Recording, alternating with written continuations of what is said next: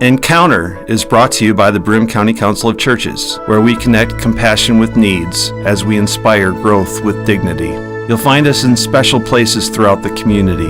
For those who remain hungry, we provide meals. For those who are challenged, we build wheelchair ramps. We comfort those who are ill, minister to those who are confined, and we remain an advocate for change and understanding on behalf of every element of our community. Connect and inspire. Encounter the Broome County Council of Churches. Good morning, I'm Jeff Kellam, and I'll be your host today on Encounter. Today we're going to be meeting three persons who have made a difference in our community, neighbor by neighbor, neighbor to neighbor. These folks have helped feed the hungry. They've provided rides for people to get to appointments that were necessary. They've helped design light walking experiences or hiking experiences for those of us who are elderly.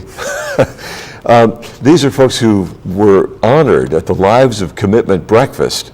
Hold up picture. The program here for the awards breakfast, it was a wonderful experience bringing together people from throughout the community at the Doubletree Hotel. And here to tell us about not just the breakfast, but to introduce us to those three people is Sue Spencer. Sue, welcome.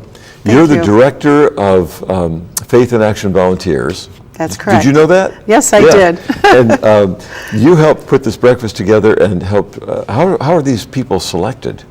Well, for the, there's three categories. There's the Faith in Action Volunteer Honoree. That's usually chosen by me.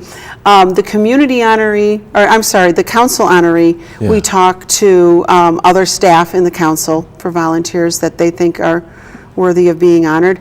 And then the Community Honoree, part of my signature committee, there's a subcommittee of people from the community that sit down and discuss who should be chosen for that. So each year, three people are honored. That's correct. How many years has this breakfast been going on? This year was the 19th annual breakfast. Terrific. Yes. Attendance was good? Attendance was great. Who gets to come?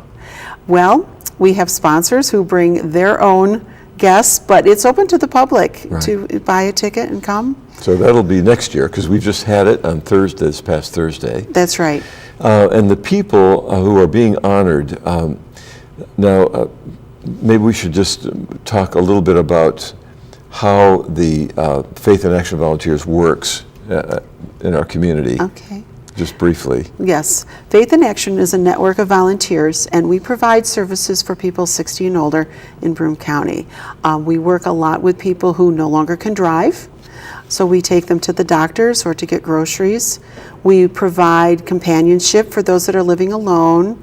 Our main goal is just to have our seniors remaining independent in their home for as long as possible. Right. Very good. So this has been a ministry of the Broome County Council of Churches for 20 years. Okay. 20 years. And for 19, you've been honoring these folks, so That's you got right into that awards thing. Yes, we did. Well, let's meet the first honoree then. Okay. Tell us a little bit about Christine Fluke. Christine Fluke has been a volunteer for Faith in Action for 15 years. And she's done a lot of coordinating of volunteers to make sure people get their rides and get to the grocery store like they need. But currently, she's also very active in coordinating our senior living ministry program, which is coordinating volunteer clergy and lay people to go to nursing homes and provide worship services. So currently we're providing those in 8 different locations. Wonderful. All right, so we took our camera and our microphone to Christine's home, and so here's our interview with Christine Fluke, one of the recipients of this year's award. You love me, feed my sheep. Faith in Action does this. As I interact with people through Faith in Action, I am reminded of my mother, a feisty and independent lady. On separate occasions, she had both knees replaced. As a result of complications from the second surgery, she felt she was no longer a competent driver and surrendered her license. The reality was devastating to this woman, a woman that well into her 70s drove cross-country and back alone. Her inability to come and go as she pleased was literally crippling. She lost her zest for life.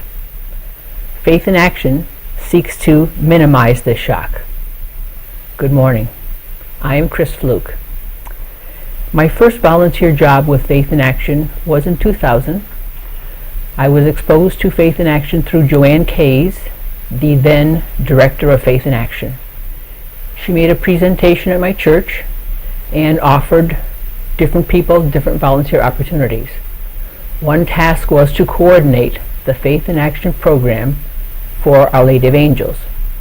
With some 15 volunteers and a host of people needing services, another lady and I coordinated this program. What started as a phone relationship with many people grew into far more. I am reminded in particular of Mary. Her husband was on dialysis 3 days a week. Mary did not drive, so we drove her back and forth along with her husband. In addition, she needed transportation to get groceries or perhaps for appointments for both herself and her husband. As her husband's condition deteriorated, he moved into a nursing home, and Mary insisted upon visiting every day. That meant that we coordinated a minimum of 14 rides alone per week just for Mary. You can imagine at Christmas time, things are very hectic for everybody, and I was very concerned about getting rides for Mary. Fortunately, all the volunteers through now Holy Family, through Our Lady of Angels, were wonderful in finding time to help Mary. One day in December, Harold, one of our volunteers, and I were discussing the many openings that we needed to fill, including for Mary. And he asked about Mary for Christmas Eve and Christmas Day. And I shared the challenge that it would be to get rides for Mary on these days. He offered to do both. I was so grateful. And now Mary would be able to spend these special days with her husband. And then we have the tag team of Nick and Nancy. They were ever faithful. They provided rides, visited the homebound so their caregivers could get a break, and reassessed care receivers as their situations changed. If Nick could not do it, Nancy would. And then there's Ruth. Always came armed with a few jokes to set a light tone as she transported people. Harold, Nick and Nancy, and Ruth all fed the sheep of Our Lady of Angels flock, as did many others. Currently, I am the Senior Living Ministry Coordinator for the Council. That means I arrange worship services at 8 local nursing homes. Most facilities have a weekly worship service provided by a local member of the clergy or a deacon. My relationship with both the worship service providers and the activity directors at the nursing home is almost exclusively by phone. So if some of you are here today, I would not recognize your face, but I might recognize your voice. In each of these settings, the generous, caring, and dedicated people that give to others make all of this possible. I am honored to have been touched by them. They all heed what Jesus asked, "Feed my sheep." Thank you.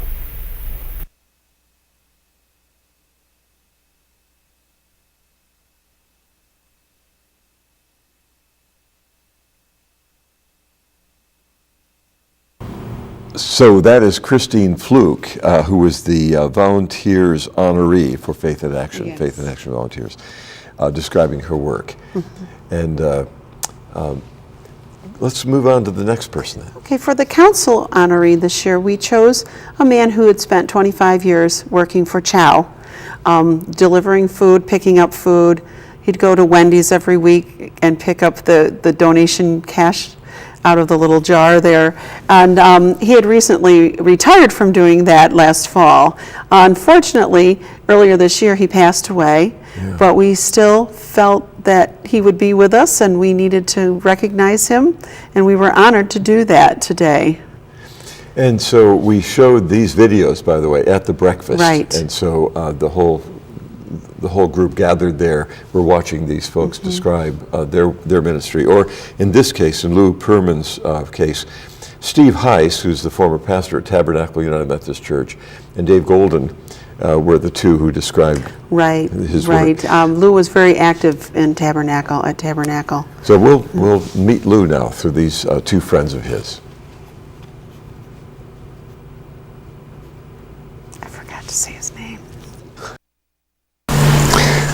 Lou Perman. How to describe Lou? He was in every way a gentleman, the way your grandfather might have been a gentleman. He was quiet at church for the most part, very dignified. Everybody loved him. He was on the trustees of our church at Tabernacle Church. I think for as long as I was there, which is probably about 15 years, he was an advisor. And he's not the kind of person to probably run right up to a strange person and shake their hands enthusiastically, but he had a kindness that went deep, and he was real. He loved to tell stories, too. He had a way of telling a story that at first didn't make sense to me. Most people go chronologically in a story, A, B, C, or whatever. And Lou would start out at some point that he got from some place and ramble on for about 30 seconds until I figured out what he was saying. And then, after the story was done, I understood it all perfectly because he's a really good storyteller and fun. He liked to tease. He teased me. He teased a lot of people. And he simply enjoyed, I think, life itself. To the degree of his work at the council and his work with people, I'm not as familiar as maybe most of you are or some of you are.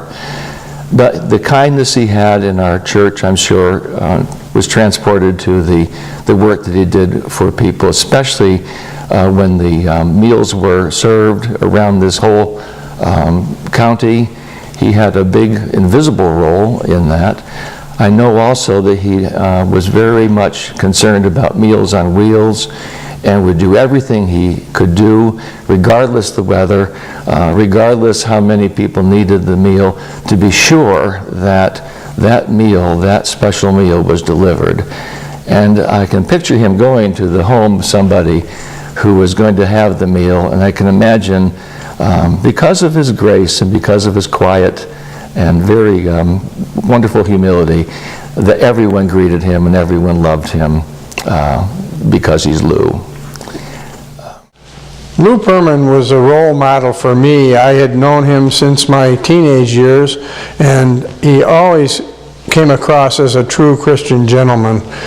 He devoted a lot of time to the Council of Churches and to our church, and I think his loves in order of priority were his wife Eleanor, our church and the council, and hockey. He was a big hockey fan.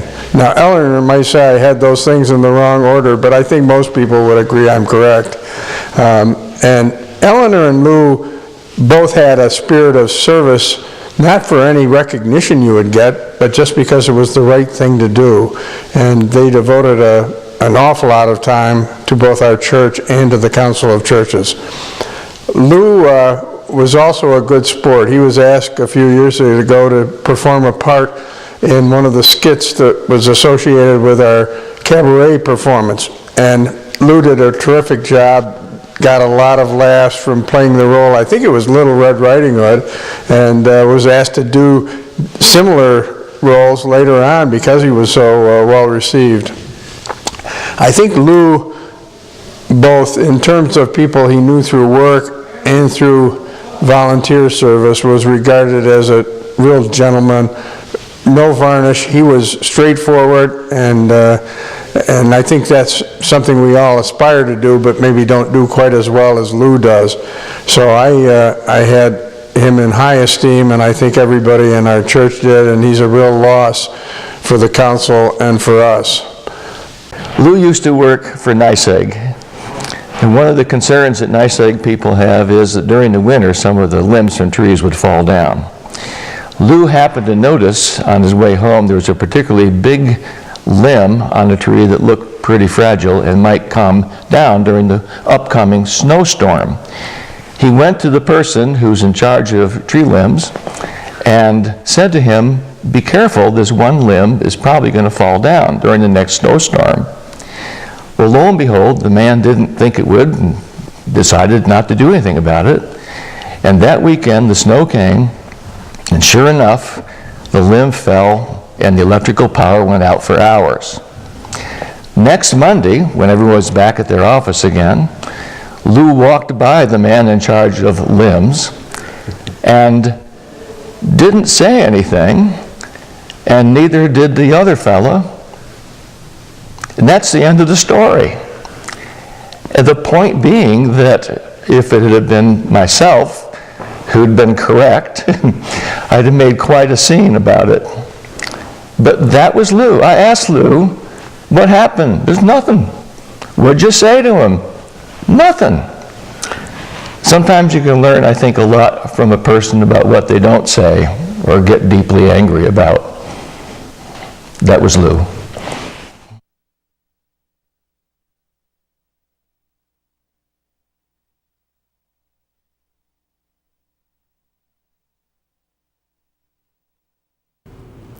So that was Lou Perman, who was being honored there by his two good friends from his church, Steve Heiss and Dave Goulden. He was the Broome County Council of Churches honoree in the Lives of Commitment breakfast. Our guest today on Encounter is Sue Spencer, who is the Director of Faith in Action Volunteers. So the third person to be honored, The community honoree, after talking with some of our signature committee members and discussing who might be worthy for that, we came up with Mary Lou McPhail, who is quite a lovely lady, very energetic, working really hard to keep everybody healthy, no matter how old they are. And she initiated a Hiking Light program for seniors and